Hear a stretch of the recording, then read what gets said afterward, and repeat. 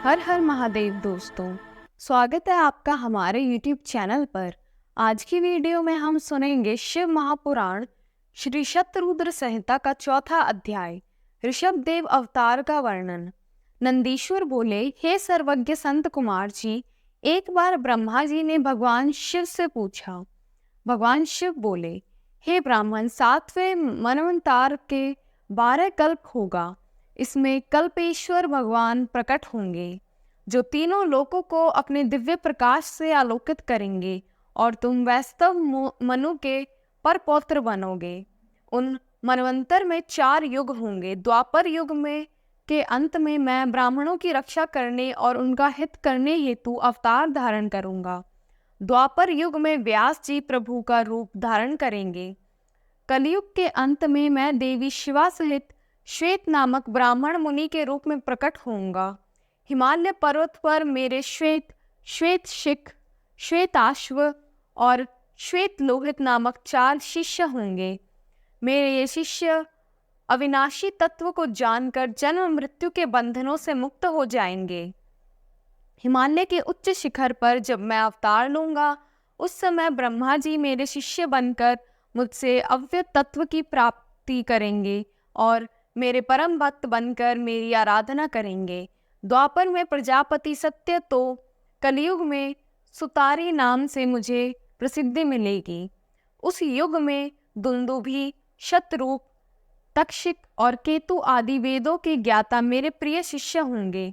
मेरे ये शिष्य ध्यान और योग के माध्यम से शिवलोक को प्राप्त करेंगे।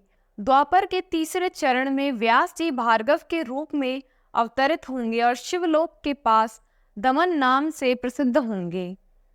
मेरे विशोकादि नाम 4 पुत्र व्यास जी के शिष्य होंगे, जिन्हें मैं दृढ़ निवृत्ति का उपदेश दूंगा। तत्पश्चात चौथे द्वापर में अंगिराज व्यास होंगे और मैं सुहोत्र नाम से प्रकट होऊंगा। मेरे 4 पुत्र होंगे और वे चारों महात्मा बन जाएंगे। मेरे ये चारों पुत्र सुमुख, दुर्मुख, दुर्भर और दुरीति कर्म नाम से विख्यात होंगे।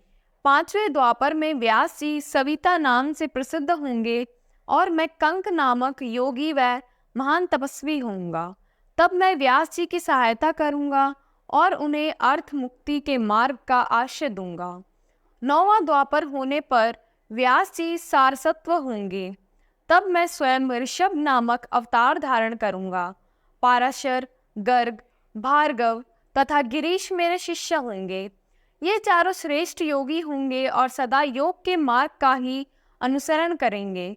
अपने ऋषभ अवतार में मैं भद्रायु नाम के एक राजकुमार को जीवन दान दूंगा, जो कि विष द्वारा मर जाएगा।